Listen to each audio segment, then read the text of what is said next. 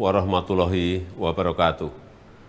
Bapak, Ibu, dan saudara-saudara yang saya hormati, tadi malam saya telah mendapatkan laporan dari Ketua Umum PSSI bahwa FIFA telah memutuskan membatalkan Piala Dunia U20 di Indonesia. Tentunya kita harus menghormati keputusan tersebut.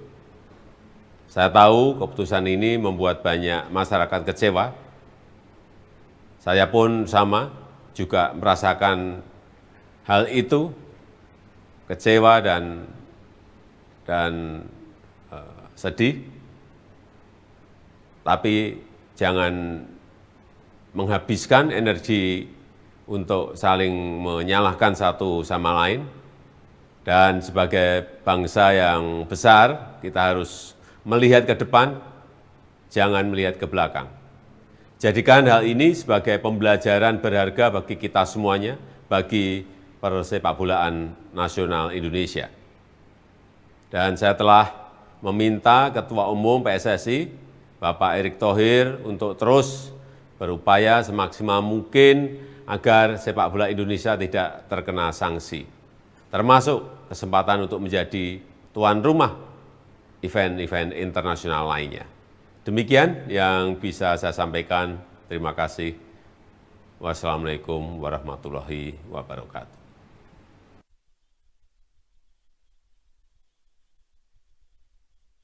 Selamat siang, pemirsa, kita kembali berjumpa di Untukmu Jambi. Ya, nasi telah menjadi bubur di mana FIFA sudah secara resmi membatalkan Indonesia menjadi tuan rumah pada penyelenggaraan Piala Dunia U20. Tentunya hal ini juga membuat kekecewaan di tengah masyarakat, di mana berbagai persiapan termasuk dari timnas Indonesia yang akan berjuang juga sudah maksimal untuk dapat hadir dan juga berpartisipasi pada penyelenggaraan Piala Dunia U20. Dan tadi kita juga sudah mendengarkan statement dari Presiden Republik Indonesia Joko Widodo bahwa masalah ini dapat dijadikan pembelajaran berharga agar Indonesia, terutama di dunia sepak bola, agar bisa lebih baik lagi ke depannya. Dan saat ini pemerintah Indonesia juga terus berupaya agar Indonesia tidak mendapatkan sanksi terberat dari FIFA. Lalu seperti apa masa depan sepak bola Indonesia? Dan apakah ini juga akan berdampak terhadap sepak bola yang ada di daerah, termasuk di Provinsi Jambi?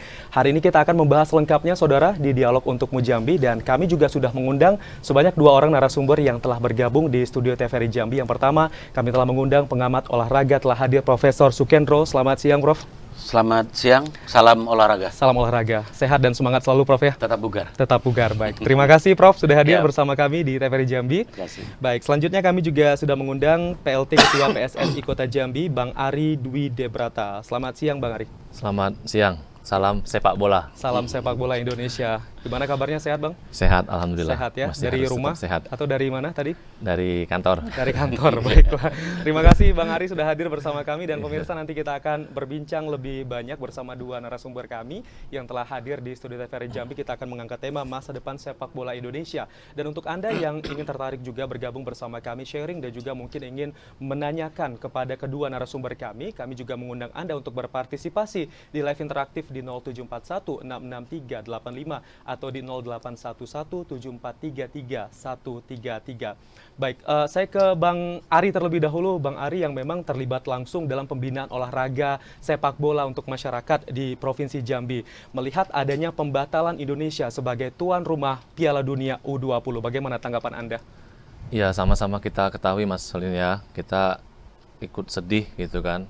Yang mana yang seharusnya anak-anak muda kita, timnas kita bisa bertanding di Piala Dunia U20. Karena kita ketahui kita bisa masuk Piala Dunia melalui jalur tuan rumah gitu kan.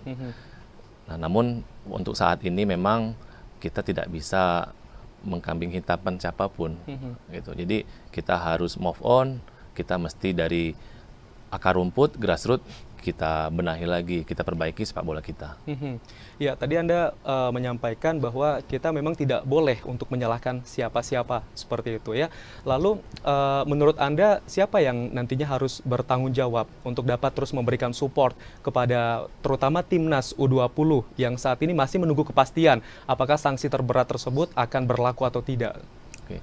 Kalau ini menurut hemat saya gitu kan, terkait dengan pelaksanaan Piala Dunia yang tidak jadi di Indonesia gitu kan.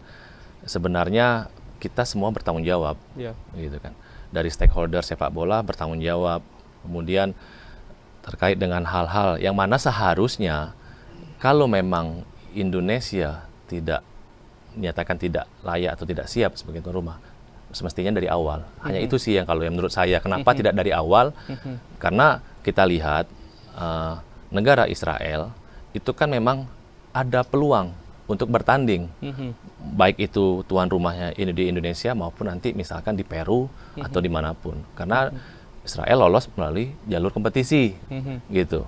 Nah, jadi yang jelas kalau kami melihat kita semua di sini bertanggung jawab dari segala lini, mungkin sarana prasarana, kemudian juga terkait dengan keamanan, gitu. Kemudian juga dari FIFA-nya, yang mana federasi tertinggi, kita memang tidak bisa terlalu jauh, gitu kan, tidak bisa terlalu jauh untuk mengintervensinya. Tapi sudah dicoba oleh ketua PSSI kita kan, Pak Erick Thohir, yang mana langsung menyusul ke menemui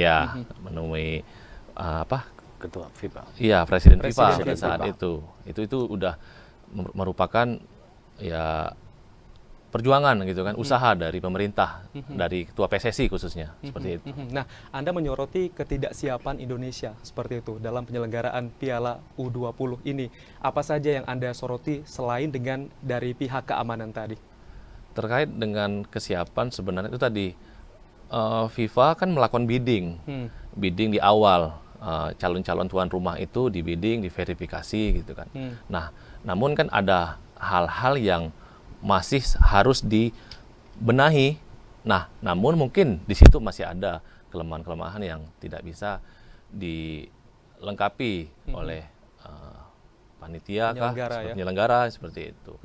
Nah, namun tadi terkait dengan keamanan, kemudian juga ini kan di media kan berkembang ini dari isu yang Israel tidak dari beberapa pemimpin daerah tidak menerima Israel dan masyarakat sebagian gitu kan. Jadi memang berkembangnya kemana-mana, Mas. Oke, jadi narasinya juga beragam yang diutarakan oleh masyarakat dengan tidak jadinya Indonesia menjadi tuan rumah Piala Dunia U20 ini ya. Baik, saya ke Profesor Sukendro.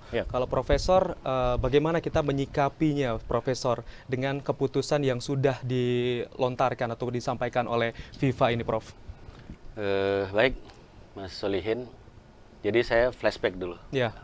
Jadi kita harus mengkotakkan apa itu olahraga, apa itu politik. Gitu. Kalau kita tarik ke belakang di Olimpiade, jadi ada satu event olahraga multi event itu namanya Olimpiade.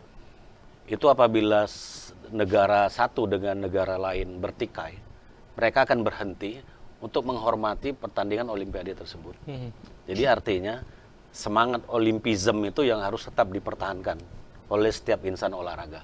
Baik itu stakeholdernya, baik itu penontonnya, pemainnya, wasit dan segala macam. Itu semangat Olimpisme itu harus tetap dipertahankan. Yang kedua, apabila pertandingan dimulai, itu semua pertikaian berhenti. Jadi artinya olahraga itu mempersatukan bangsa-bangsa, bukan memperpecah bangsa-bangsa.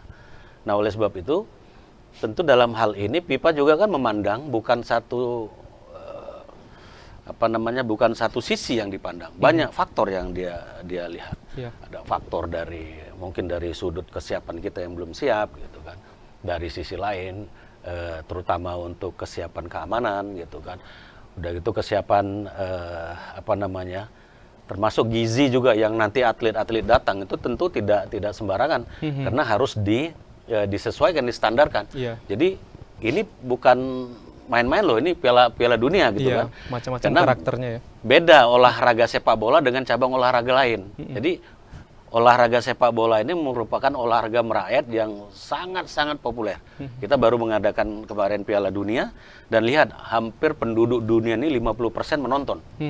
Tapi kalau kejuaraan lain, misalnya event lain, nggak sampai segitu. Jadi memang ya olahraga kita ini sangat tenar, tapi prestasinya belum tenar gitu. Jadi tenarnya tapi prestasinya masih belum tenar. Di Asia Tenggara aja kita masih terseok-seok. Nah, ini sebenarnya kesempatan kita yang luar biasa bisa tampil di ajang internasional, di ajang Piala Dunia. Kenapa itu bisa? Karena kita pakai jalur tuan rumah gitu. Jadi kapan lagi kesempatan ini? Dan ini tentu kita sesali, semua kita sesali bersama gitu. Tapi nah itu lagi kembali lagi. Jadi kembalinya lagi bagaimana kita untuk kedepannya jauh lebih mempersiapkan diri. Jadi semua itu harus tahu lah. Ini gara-gara satu sisi mungkin satu nila, jadi susu sebelanga rusak semua gitu. Jadi artinya di olahraga sepak bola ini semua unsur memang luar biasa untuk mendukung kecepatan untuk prestasinya. Jadi kalau satu saja yang membuat satu kesalahan akan kena semuanya. Karena bola ini ibaratkan mata rantai. Jadi satu putus, rantai itu udah nggak jadi rantai lagi, udah nggak bisa bersatu lagi. Itu pandangan saya. Nah, kalau Anda melihat juga mungkin narasi-narasi yang sudah dibuat oleh masyarakat terkait dengan tidak jadinya Indonesia menjadi tuan rumah, tadi juga sudah sempat disampaikan oleh Bang Ari, diantaranya mulai dari keamanan. Kita juga melihat beberapa waktu lalu memang sudah terjadi seperti itu tragedi Kanjuruhan, dan juga melihat kesiapan dari pemerintah terkait sarana dan prasarana, dan juga penolakan timnas Israel untuk bermain di Indonesia. Padahal sebelumnya di ajang-ajang olahraga sebelumnya timnas Israel juga pernah main di Indonesia. Tapi kenapa pada saat sepak bola ini menjadi narasi yang diutarakan oleh masyarakat, Prof? Jadi fenomena yang berkembang di masyarakat itu silakan gitu kan. Jadi masyarakat silakan untuk untuk menilai kanan, kiri, atas, bawah segala macam itu hak mereka kan gitu. Jadi itulah bangsa yang besar, tentu penilaiannya macam-macam. Jadi dalam satu sisi kita memang, saya katakan sekali lagi, bahwasannya kita harus bisa memilah dan bisa memisah apa itu olahraga, apa itu politik. Pada saat berpolitik kita harus berpolitik, pada saat kita berolahraga kita harus berolahraga. Karena bagaimanapun penduduk dunia ini adalah keluarga kita, tetangga kita, sesama kita. Jadi bagaimanapun kita harus bersaudara. Karena olahraga itulah yang mempersatukan yang berbeda menjadi satu. Kita lihat aja kalau pemain satu tim itu ada yang kulit hitam, ada yang kulit putih, tapi setelah itu nggak masalah. Kalau kita di pertandingan tinju, babak bunya habis bertinju, setelah itu mereka berangkulan. Nah, inilah sebenarnya olahraga mengajarkan kita bagaimana hidup sportif, bagaimana hidup menghargai satu dengan yang lain, dan menghilangkan semuanya yang permasalahan yang ada. Yang penting bagaimana berolahraga menjadi lebih sehat dan lebih bugar. Intinya seperti itu. Jadi kompetisi memang benar-benar pada saat turnamen seperti itu, tapi di luar turnamen kita tetap bisa merangkul untuk bisa saling silaturahmi. Ya, baik. Nanti kita lanjutkan kembali, pemirsa. Kami akan kembali lagi usai pariwara berikut ini. Tetaplah bersama kami di Untuk Mujambi.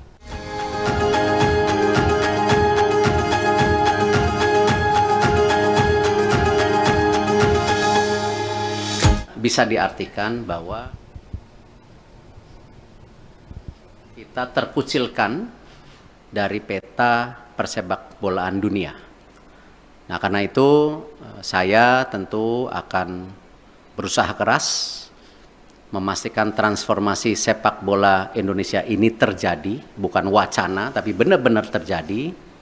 Dan saya juga akan bekerja keras untuk kembali bernegosiasi kepada FIFA untuk menghindari sanksi yang bisa terjadi. Karena dari FIFA sendiri tentu mengharapkan hal-hal ini tidak terjadi, tetapi tentu kalau kita lihat dari suratnya itu jelas bahwa FIFA sedang mempelajari dan mempertimbangkan sanksi untuk Indonesia. Nah, karena itu saya sedang menunggu undangan kembali dari FIFA. Setelah mereka ada rapat FIFA Council yang akan terjadi beberapa hari ke depan, dan saya tentu bersiap untuk kembali bertemu FIFA. Ya, baru saja kita mendengarkan statement dari Ketua Umum PSSI, Erick Thohir, di mana masih ada upaya yang dilakukan untuk dapat melakukan negosiasi bersama FIFA agar Indonesia tidak mendapatkan sanksi terberat dengan dibatalkannya Indonesia menjadi tuan rumah Piala U20. Dan ini juga menjadi hal yang tadi sudah disampaikan juga bersama Ketua Umum PSSI, bahwa Indonesia juga berpotensi terkucilkan di peta sepak bola yang ada di dunia. Lalu seperti apa langkah-langkah yang bisa dilakukan. Kita langsung saja ke Profesor Sukendro kembali. Profesor, mungkin Anda menanggapi terlebih dahulu, tadi ada statement dari Ketua Umum PSSI, ada upaya yang dilakukan, masih terus berusaha untuk bernegosiasi agar Indonesia tidak terkucilkan. Tapi nanti kita sapa penelpon terlebih dahulu. Sudah ada penelpon yang bergabung. Halo, selamat sore. Selamat sore. Ya. Yudi Tanai. Ya, Pak Yudi, silakan Pak Yudi, apa yang mau disampaikan?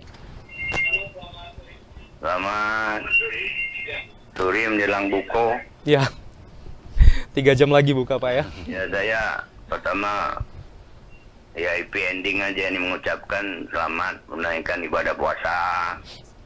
Ini kan sudah 12 hari nih, Ya. Pak Profesor. Ini agak mendaki kita nih. Jadi 15, 16 mulai menurun, meluncur. Nah, ini berbahaya sekali meluncur nih, kadang-kadang bisa terpeleset nih. Jadi mudah-mudahan warga Jambi bisa dengan hikmah menjalankan puasa sampai 30 hari ke depan. Pertama yang saya hormati Bapak Profesor Sukendro, pengamat sepak bola Jambi. Ini satu profesor yang kita akui cukup langka di Provinsi Jambi di bidang olahraga. Ya. Ini memang beliau ini harus diberdayakan terus untuk kemajuan sepak bola di Jambi. Yang kedua ada Bung Ari ya, Ya. muda, selaku PLD Ketua PSSI Kota Jambi, tapi jangan lama-lama PLD. Bagaimana dengan nasib persepak bolaan kan, harus definitif. Baik, semua masyarakat Indonesia menelan pel pahit. Itu kejadiannya. Bagi persepak bolaan Indonesia. Kerugian nggak usah kita hitung. Jelas rugi. Pariwisata aja sudah 3,7 triliun ruginya. Apalagi yang lain kan. Tapi nggak usah kita hitung lah. Apa boleh buat? Saya hanya menggarisbawahi Pak Profesor bahwa ini adalah hikmah. Hikmah tidak bisa kita lawan. Kalau kita paksakan mungkin kita lebih malu. Karena persoalan yang sudah dibahas oleh Pak Profesor, kesiapan kita. Kita tidak siap, tapi kita memaksakan diri. Pemilu aja, seluruh pemilu serentak itu tidak ada di dunia kecuali Indonesia. Memang luar biasa beranian Indonesia ini. Sepak bola begitu juga, berani mengundang di dunia. Tapi kesiapan lapangannya, belum gizi yang maksud Pak Sukendro tadi, lain sebagainya. Jadi ini hikmah. Jadi tidak usah lesu, tidak usah kecewa, tidak perlu. Tetap event-event kata Pak Profesor tadi digalakkan. Nah selanjutnya mungkin masih ada harapan ya, mungkin masih ada harapan kita berdoa. Bapak Erick Thohir kan akan menghadapi FIFA itu lagi. Ya. Nah, harapan saya sebenarnya seluruh bangsa Indonesia, kita bisa main walaupun kita bukan tuan rumah. Itu kita bisa main di mana saja. Itu harapannya. Mari kita berdoa sama-sama. Mudah-mudahan itu yang terbaik. Kita bisa main U20 itu walaupun kita tidak menjadi tuan rumah. Tuan rumah ya evaluasi. Siapa Indonesia dan sepak bola tidak ada hubungan dengan politik. Nah ini perlu. Jadi kita sudahi sepak bola adalah profesional. Mungkin sepakat Pak Profesor. Tapi kalau dikaitkan dengan politik ya itu sedih jadinya. Pemainnya jadi sedih. Nggak mau lagi latihan gitu karena politik persoalannya. Bukan kegagalan karena profesional dia bermain. Nah, saya rasa nggak perlu sedih lah. Oke. Dan terakhir kita kembali turunannya ke Jambi, yang paling penting adalah saya ingin bertanya kepada Bapak narasumber, khususnya Pak Profesor, terhadap rencana pembangunan stadion baru di Provinsi Jambi. Nah ini apakah merupakan hal yang penting untuk dibangun? Yang rencananya di SPN 13 yang dialihkan dari Pijuan. Oke. Karena masih banyak pengangguran Pak Profesor. Yang adanya dibenahi dengan duit 200 miliar itu menurut saya. Oke. Tidak sependapat saya kalau membangun lagi. Kalau membangun stadion itu tidak ada efek dominonya. Istilahnya tidak kasih efek samping. Kamu dengan bangun penjaro kan. Baik. Kembali duitnya. Baik. Jadi NATO ini bayar 200 miliar itu untuk dikembangkan event-event olahraga lokal. Ya rasa, nah ini mungkin saya minta pendapat oleh profesor. Ya profesor harus terus terang aja. Apa perlu apa enggak itu dibangun gitu nah. Oke. Harus tegas Baik. Pak Profesor. Dan itu saja. Ya. Mudah-mudahan olahraga kita ini lambat-lambat ya jadi bukit lah. Baik. Mudah-mudahan Terima sepak kasih. bola Indonesia ini lambat-lambat menjadi bukit dan terkenal di dunia. Terima kasih, mohon maaf. Selamat berpuasa. Wabillahi taufiq wal hidayah. Wassalamualaikum warahmatullahi taala wabarakatuh. Salam sehat. Waalaikumsalam warahmatullahi wabarakatuh. Pak Yudi dari Telanai yang tadi juga menyampaikan opini bahwa harus mengambil hikmah dari peristiwa ataupun masalah ini dan juga menyemangati bahwa atlet Indonesia juga harus mampu untuk dapat melewati ini dan juga dapat berkiprah nantinya untuk mendapatkan prestasi di tingkat internasional. Dan tadi juga ada pertanyaan dari Pak Yudi, langsung saja ke Profesor terlebih dahulu terkait dengan rencana pembangunan stadion baru di Provinsi Jambi. Bagaimana, Prof? Jadi saya tarik dulu ke belakang, flashback. 1962 Indonesia tuan rumah Asian Games. Pada saat itu memang lagi bergejolaknya politik di Indonesia. Ya. Mana baru habis merdeka dan kita masih belum begitu diakui oleh negara-negara lain.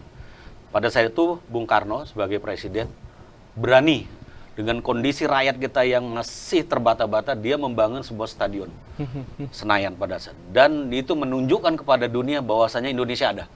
Dengan apa? Dengan olahraga. Jadi Indonesia ditunjukkan oleh dunia, Indonesia menunjukkan dunia, Indonesia ada.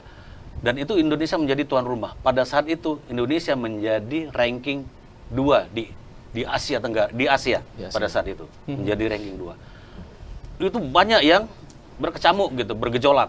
Memang betul, setuju dengan Pak Yudi tadi. Rakyat pada saat itu memang lagi miskin-miskinnya. Tapi presiden ternyata dia memandang ke depannya jauh dan tidak pada saat ini. Nah, sekarang menjadi stadion kebanggaan kita. Kalau kita tidak membuat stadion pada saat itu, kita tidak akan diakui oleh dunia. Tidak Bahwasanya diperhitungkan kita ya. Tidak berhitungkan.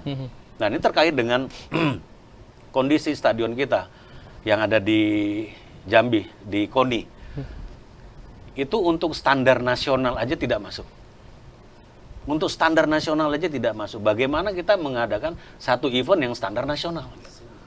Jadi bagaimana kita bisa mengambil anak-anak atlet-atlet yang hebat harus melalui lapangan yang standar nasional.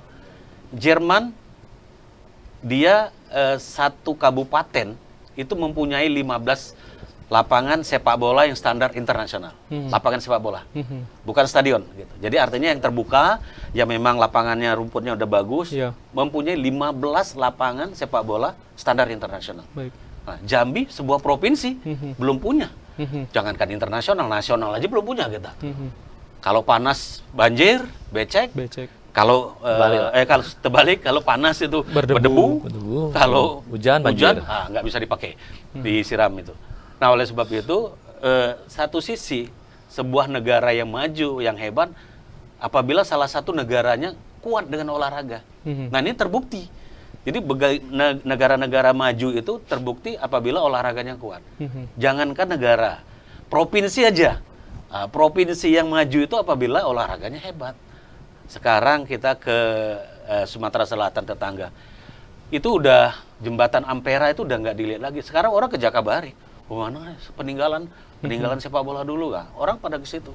Nanti kalau kita ke Guangzhou itu ngelihat itu stadion yang seperti sarang burung itu, orang akan berkunjung ke situ. Nah, ini sejarahnya. Jadi kalau kita tidak mulai dari sekarang, kapan lagi untuk membangun sebuah sport center?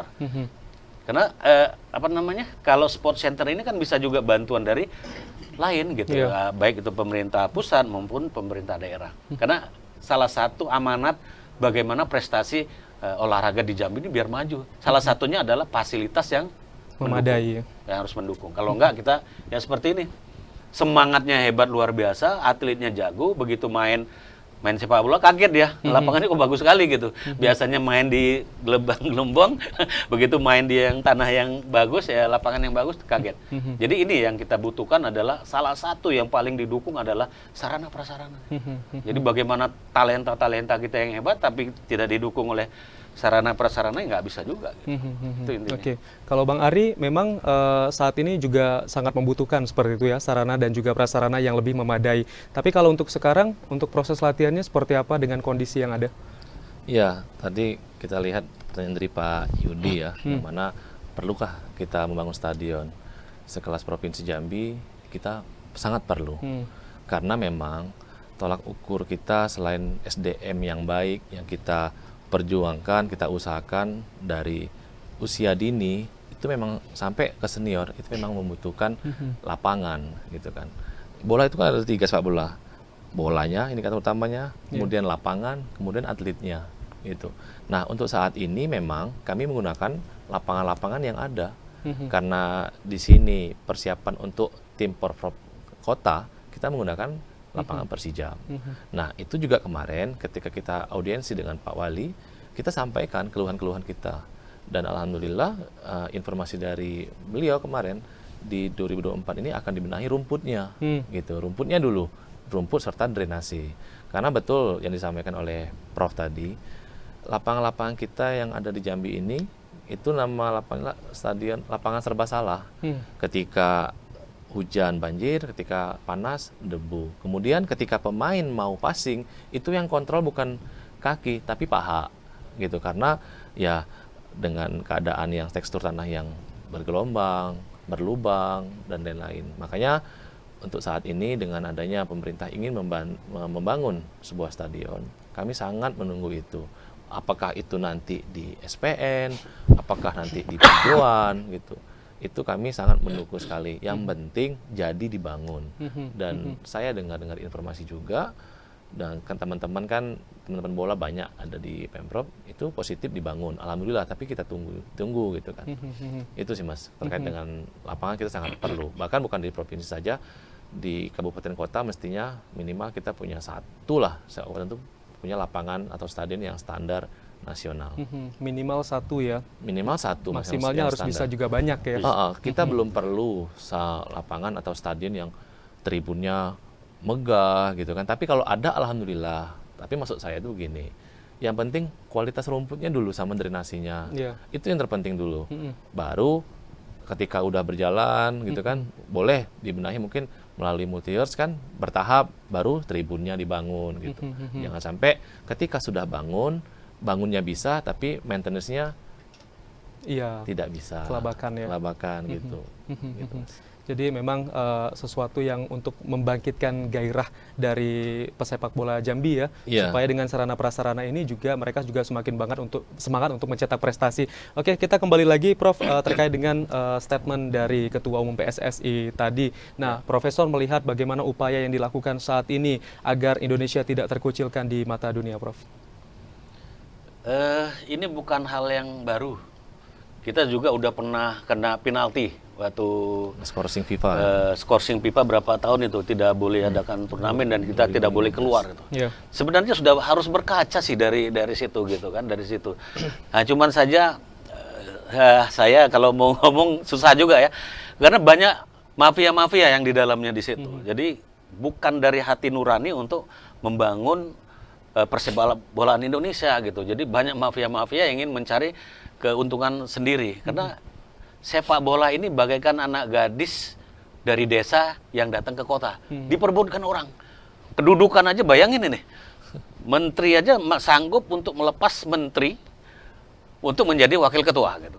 Wakil ketua PSSI. Sekarang saya ketua umum PLT namanya IFA, Ikatan Floorball Association. Jadi artinya jabatan saya sebenarnya sekarang ini sama dengan Erick Thohir. Sama-sama ketua umum cabang olahraga. Sama-sama cabang olahraga yang tidak punya prestasi, saya bilang gitu. Saya tidak punya prestasi, sepak bola juga tidak punya prestasi. Di Asia Tenggara kita masih susah.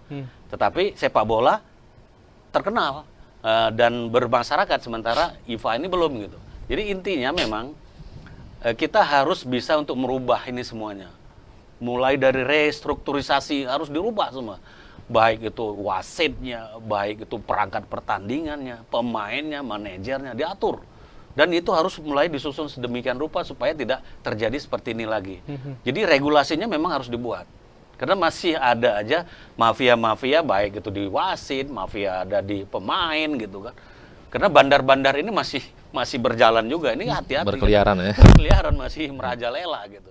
Jadi tetap itu kalau ketahuan tangkap. Jadi memang harus dihukum betul gitu. Kalau enggak, kapan lagi sepak bola kita maju? Iya. Karena udah banyak macam dulu Mursid Effendi kejadian seperti itu. Masa ngegolkan ke gawang sendiri, kan kejadian-kejadian hal seperti itu. Ya mungkin sejahtera atletnya harus diperhatikan supaya dia tidak bisa masuk gitu. Karena kalau atlet sudah sejahtera, udah kenyang, dia nggak akan mencari lagi gitu. Jadi bagaimana sistem transfernya, jadi semuanya itu harus diatur sedemikian rupa. Jadi makanya di dalam PSSI itu jangan hanya orang tertentu yang masuk di dalamnya, tapi orang-orang yang ya gila-gila olahraga harus masuk juga di dalam. Jadi semua unsur harus masuk. Kalau nggak bisa jadi PSSI yang baik. Gitu. Baik. Jadi tidak hanya ada kepentingan tertentu Betul. seperti kepentingan politik yang tadi Iya. Profesor sampaikan ya. Nanti kita akan lanjutkan kembali. Kami akan kembali lagi usai pariwara berikut ini. Tetaplah bersama kami.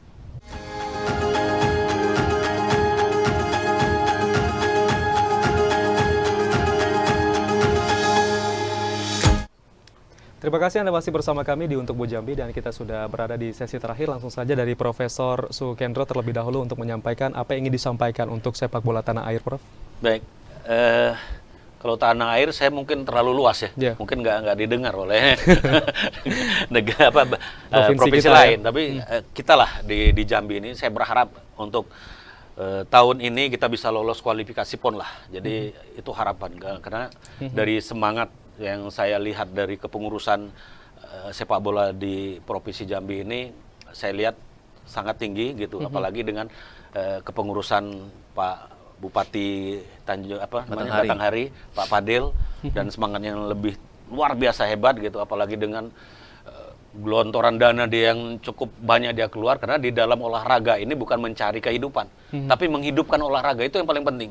Jadi orang bukan mencari kehidupan di olahraga, tapi bagaimana menghidupkan olahraga. Itu yang paling penting. Harapan saya, jangan patah semangat, tingkatkan prestasi sepak bola Jambi, harus sukses di PON. Oke, amin ya. Baik, silakan Bang Ari selanjutnya apa yang mau disampaikan? Iya Mas, kalau untuk secara nasional sedikit, kita mesti move on semuanya. Seluruh stakeholder, baik pemain, pelatih, ofisial, bahkan masyarakat mesti move on dari keadaan yang sudah lewat ini.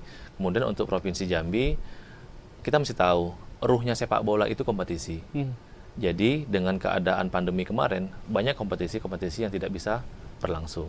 Nah, di sini setelah pandemi sudah usai, kita mesti baik dari kabupaten, kota, kemudian bahkan dulu banyak tarkam-tarkam, ayo galakkan lagi kompetisi. Karena memang ruhnya sepak bola itu kompetisi. Di situ kita bisa melihat para pemain, kita mempunyai nanti talent scouting, bisa lihat tidak hanya di kompetisi-kompetisi resmi, gitu. Pemain-pemain tarkam ada kok yang menonjol. Jadi dari kami sebagai wadah federasi di Asprop, kita saat ini kita tidak tahu yang lalu seperti apa. Kita dari saat ini memang diperintahkan oleh Pak Ketua, Pak Muhammad Fadil Arif, kita tidak ada pemain-pemain titipan yang dipilih untuk prapon kemarin. Kita tidak ada pemain-pemain yang dipesan gitu kan. Kita betul-betul seleksi berupaya murni, sangat objektif. Gitu. Kita menentukan talent scouting, dan talent scouting itu tidak intervensi oleh pengurus, oleh pejabat-pejabat sepak bola di Provinsi Jambi. Jadi yuk sama-sama kita gakkan lagi kompetisi-kompetisi di Jambi ini. Baik, gitu. Terima kasih. Kami mengucapkan terima kasih juga ini kepada pengamat sepak bola Profesor Sukendro telah hadir bersama kami. Terima kasih Prof. Dan Bang Ari Dwi Debrata, PLT Ketua PSSI Kota Jambi. Terima kasih atas kehadirannya Prof dan juga Bang Ari. Sehat selalu. Amin, Sampai ketemu di lain waktu. Dan pemirsa, itu tadi perbincangan kami terkait dengan masa depan sepak bola Indonesia. Dan tadi memang ada harapan bahwa Provinsi Jambi dapat lolos di kualifikasi PON mendatang. Yang kita harapkan juga semoga sepak bola di Provinsi Jambi juga semakin bergairah. Ini juga dapat mendukung peta biru transformasi sepak bola yang dapat diselesaikan yang ditargetkan hingga tahun 2045 mendatang. Terima kasih telah menyaksikan Untuk Bu Jambi. Wassalamualaikum warahmatullahi wabarakatuh dan sampai jumpa.